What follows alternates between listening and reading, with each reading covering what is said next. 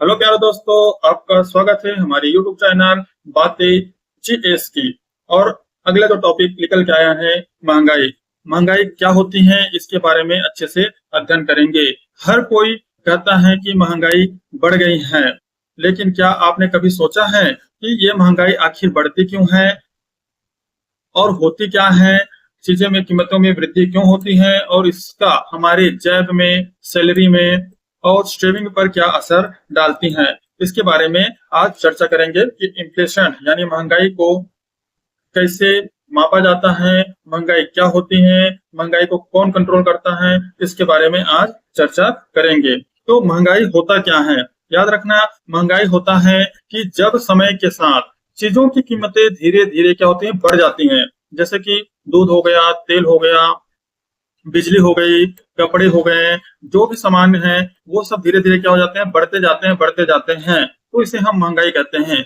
Simple सी बात भाषा में समझा समझा जाए तो जैसे कि अगर आज जो चीजें 100 रुपए में मिल रही हैं, वही एक साल बाद 110 रुपए में मिलने लग जाए तो क्या होगा? यानी 100 रुपया का माल कितने मिल रहा है, 110 रुपए में मिल रहा है। तो इसका मतलब है कि कितने परसेंट की, 10% की महंगाई बढ़ गई। तो इसे महंगाई का बढ़ना कहते हैं। यानी आपकी एक जैसे आमदनी है, उसमें अगर देखा जाए वही चीजें आमदनी में 100 रुपए मिलती थी, लेकिन बाद में वो 110 रुपए हो गई। तो यही महंगाई का असर है कि अपने आमदनी पर असर पड़ता है। हमारा जैसे कि सैलरी है, माना कि सैलरी 50,000 है, एक साल बाद भी वो सैलरी अगर 50,000 ही है, तो फिर जैसे कोई चीज हम खरीद रहे हैं, टमाटर है या फिर कोई सब्जी भी खरीद रहे हैं, 100 रुपए की है, वो 110 रुपए हो जाती है और अपने जो सैलरी है 50,000 का 50,000 ही रहता है। तो फिर देखा जाए तो यहाँ पे असर देखने को मिलता है कि हमारा आमदनी उतना ही है, लेकिन महंगाई बढ़ती जा रही है, उसके हिसाब से अपने जो सैलरी है वो नहीं बढ़ रही है। तो इसे महंगाई का बढ़ना कहते हैं। यही महंगाई का असर होता है। आखिर महंगाई क्यों बढ़ती है? इसका मेन रीजन है कि कई कारणों से बढ़ती हैं। जैसे कि डिमांड ज्यादा हो जाना, सप्लाई का कम हो जाना। डिमांड ज्यादा होगा, सिंपल सी बात है, जब बाजार में मांगे ज्यादा होगी लेकिन मांग के हिसाब से क्या है, चीज उतना नहीं मिलेगी। तो चीज उतना नहीं मिलेगा तो सिंपल सी बात है कि डिमांड ज्यादा, सप्लाई कम, महंगाई बढ़ जाएगी। क्योंकि जो वस्तुएं हैं वे 100 रुपए में बिक रही हैं और उतनी ही चीजें हैं जितने ये मिल सकता है, लेकिन लोग इसको ज्यादा मात्रा में ले लिए और बाद में मार्केट में इसकी जो वैल्यू है वो बढ़ जाती है। क्योंकि मार्केट में ये जो वस्तुएं हैं वो कम मिलती हैं, तो ऑटो में उसको बढ़ा दिया जाता है। तो डिमांड ज्यादा हो जाता है, सप्लाई कम हो जाती है, तो फिर महंगाई बढ़ जाती है। इसी तरह से कच्चे माल की कीमतें में बढ़ावत देखने को मिलती है। जैसे कि हो गया पेट्रोल, गैस या बिजली, ये सब महंगी हो जाती हैं। तो हर चीज पर असर देखने को मिलता है। इसी तरह से टैक्स, इंपोर्ट ड्यूटी में बदलाव होता है। टैक्स जैसे कि महंगाई बढ़ेगी तो टैक्स हम भी बजट के सेशन में टैक्स में बदलाव कर दिया जाएगा। इंपोर्ट ड्यूटी में बदलाव देखने को मिलेगी। सरकार अगर किसी वस्तु पर कोई टैक्स लगा रहा है, उसे बढ़ा देगी, उसको महंगी कर देगी। जैसे कि अभी इंपोर्ट ड्यूटी मतलब क्या करते हैं, हम दूसरे देशों से क्या करते हैं, सामान लाते हैं तो उस पर एक इंपोर्ट ड्यूटी लगती है। उस इंपोर्ट ड्यूटी को बढ़ाकर क्या किया जा सकता है, महंगाई को कंट्रोल किया जा, मतलब कोई भी चीजें हैं दूसरे देशों से आता है तो फिर क्या है, उस पर इंपोर्ट ड्यूटी लगती है। उसमें महंगाई को कंट्रोल करने के लिए बदलाव भी करना पड़ता है। तो ये महंगाई बढ़ने का एक प्रमुख रीजन भी है। जैसे कि अभी अमेरिका, चाइना, यानी अमेरिका ने बहुत ज्यादा मात्रा में टैरिफ लगा दिया था कि उनके यहाँ जो भी वस्तुएं आएगी उस पर उसको क्या देना पड़ेगा, उसको उसमें टैक्स देना पड़ेगा, तब वो वस्तु आएगी। इसी तरह से दूसरे देश में कोई भी वस्तु जाएगी तो उस पर क्या होगा, उस पर टैक्स कम करना पड़ेगा। अमेरिका का जो भी वस्तु दूसरे देश में आ रहा है तो उस पर टैक्स कम करना पड़ेगा, तब वो वस्तु उस देश में जाएगी। तो इस तरह से ट्रेड वार अभी देखने को मिला था अमेरिका, चाइना, भारत के बीच, जिसके कारण मार्केट में भी गिरावट देखने को मिलता है। करेंसी का गिरना, जैसे कि हमारा जो करेंसी है रुपया है, और जो व्यापार होता है पूरे विश्व में व्यापार होता है वो डॉलर के थ्रू होता है। हालांकि लोगों के पास डॉलर है तो डॉलर और रुपया में व्यापार करेगा क्या? नहीं। लेकिन रुपया है वो क्या करेगा, रुपया को डॉलर में कन्वर्ट करके ही व्यापार किया जाएगा। यानी जितने भी जो ट्रेड होता है वो सब डॉलर के थ्रू होता है बड़े बड़े देशों के साथ। हालांकि अभी छोटे छोटे देशों के साथ हम करेंसी स्वीप कर रहे हैं, यानी उनके जो करेंसी है उसको हम ले रहे हैं और वहां की जो सरकार है वो हमारी करेंसी ले रहे हैं, तो इसे करेंसी स्वीप कहते हैं। मार्केट में जब भी करेंसी में गिरावट आए, यानी रुपए की वैल्यू डॉलर के मुकाबले क्या हो जाती है, गिर जाती है, तो विदेश से आने वाली चीजें हैं वो महंगी हो जाती हैं, क्योंकि हमें रुपया ज्यादा देना पड़ेगा। क्योंकि डॉलर, एक डॉलर अभी जैसे कि 86 87 चल रहा है, वो क्या हो जाएगी, डॉलर बढ़ जाएगी, यानी डॉलर की वैल्यू बढ़ जाएगी तो रुपया की वैल्यू घट जाएगी। करेंसी में गिरावट होने से महंगाई भी बढ़ावट देखने को मिलती है। महंगाई कैसे मापी जाती है? महंगाई मापने का मुख्य रूप से दो प्रकार होते हैं। एक होता है सीपीआई कंज्यूमर प्राइस इंडेक्स, एक होता है डब्ल्यूपीआई होलसेल प्राइस इंडेक्स। ये कंज्यूमर प्राइस इंडेक्स क्या होता है? ये आम जनता जो चीजें यूज करती हैं रोजमर्रा की जिंदगी में, वो खरीदी जाती हैं, जैसे कि राशन हो गया, तेल हो गया, दूध हो गया, किराना सामान हो गया, ये सब इस पर ही आधारित होते हैं और इस पर ही आधारित होकर ये कंज्यूमर प्राइस इंडेक्स इसके द्वारा ही निकाला जाता है। डब्ल्यूपीआई का मतलब है होलसेल प्राइस इंडेक्स, जैसे थोक बाजार बोलते हैं, थोक बाजार की कीमतों पर आधारित होता है।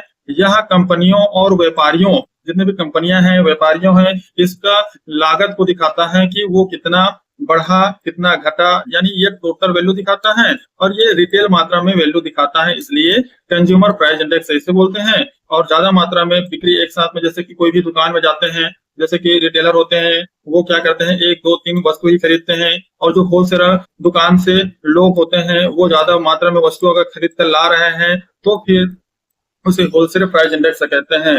सीपीआई जो बोलते हैं वो आम आदमी के लिए ज्यादा अहम होता है, क्योंकि ये रोजमर्रा की जिंदगी को दर्शाता है। सीपीआई और डब्ल्यूपीआई में क्या अंतर है? सीपीआई यानी कंज्यूमर प्राइस इंडेक्स, डब्ल्यूपीआई यानी होलसेल प्राइस इंडेक्स। इसे रिटेलर कीमतें मापता है, ये थोक कीमतें मापता है। ये जो होता है इसका उपयोग आरबीआई करता है आम जनता के लिए, और ये करती है सरकार करती है, कंपनियां इसका यूज होलसेल प्राइस इंडेक्स का यूज करती हैं। इसका प्रभाव रोजमर्रा की जिंदगी में आम लोगों के ऊपर ज्यादा पड़ता है, और इसका जो प्रभाव है होलसेल प्राइस इंडेक्स का प्रभाव है वो बाजार में देखने को मिलता है, तो बिजनेस लागत में इसका प्रभाव ज्यादा पड़ता है। महंगाई के प्रकार देखा जाए तो महंगाई मुख्य रूप से 4 प्रकार के होता है। एक होता है माइल्ड इन्फ्लेशन, यानी धीमी महंगाई, ये धीरे धीरे बढ़ता है। जब सरकार वो डिसाइड करता है, आरबीआई 4+-2 होना चाहिए, अपने जो महंगाई का जो दर है वो 4+-2 होना चाहिए, यानी अगर 2 से अगर 4% तक रहे महंगाई की स्थिति तो उसे धीमी महंगाई कहते हैं। हाई इन्फ्लेशन का मतलब है कि जैसे 4+-2 यानी 6 हो गया, ये प्लस किया जाए 4+2 6%, 6% से अगर अधिक हो जाता है तो इसे चिंता का विषय माना जाता है, इसे हाई इन्फ्लेशन कहते हैं। जब कीमतें बहुत तेजी से और लगातार बढ़ती रहती हैं तो उसे हाइपर इन्फ्लेशन कहते हैं, लगातार जल्दी जल्दी बढ़ती रहती हैं तो उसे हाइपर इन्फ्लेशन कहते हैं। इसी तरह से जब कीमतें हैं वो गिरने लगती हैं लगातार तो ये क्या होती हैं, इसे डिफ्लेशन कहते हैं, और यह भी अर्थव्यवस्था के लिए बहुत बड़ी खतरनाक होती है। डिफ्लेशन जब भी होता है मार्केट में गिरावट देखने को मिलती है और महंगाई पर असर डालती हैं। तो जब कीमतें ज्यादा मात्रा में गिरने लगती हैं तो अर्थव्यवस्था के लिए ये खतरनाक हो सकता है। नेक्स्ट देखते हैं कि महंगाई का असर आम लोगों के बीच किस तरह से पड़ता है। जैसे कि सैलरी वाले लोग होते हैं उसमें बचत कम होती है, जैसे महंगाई ज्यादा बढ़ गया, अगर 5,000 आपकी सैलरी है और महंगाई ज्यादा बढ़ गया तो फिर आपका 5,000 भी नहीं बचेगा, तो इससे क्या है, सेविंग जो है वो कम होगी। रिटायर लोगों की फिक्स इनकम है उस पर असर डालती है, क्योंकि जो फिक्स इनकम है रिटायर लोगों का वो ठीक मात्रा में नहीं मिलती है। जो एफडी कराया रहता है उस पर भी असर देखने को मिलती है। मिडिल क्लास के जेब पर सीधा हार डालता है, और वो जैसे कि कहीं काम करने जा रहे हैं, 300 का क्या करा रहे हैं, कैजुअल मजदूरी कर रहे हैं और वो ज्यादा मात्रा में नहीं कमा पा रहे हैं, लेकिन महंगाई ज्यादा मात्रा में है तो वो 300 रुपया भी उसके एक दिन की दिहाड़ी नहीं बचता है, तो मिडिल क्लास लोगों पर ज्यादा असर डालता है। हालांकि थोड़ी महंगाई जरूरी होती है क्योंकि यहाँ विकास यानी ग्रोथ का भी संकेत देता है, लेकिन अगर ज्यादा मात्रा में महंगाई बढ़ जाती है तो आर्थिक स्थिति कमजोर हो जाती है। महंगाई होना भी जरूरी है, तभी तो 4+-2 किया गया है कि अगर महंगाई ज्यादा मात्रा में होगी यानी 6% से ज्यादा नहीं होना चाहिए और 2% से कम नहीं होना चाहिए। 2% से कम हुआ तो भी इससे हमें घाटा है और 6% से ज्यादा हुआ तो भी इससे हमें घाटा है। तो क्या है, महंगाई को कंट्रोल कौन करता है?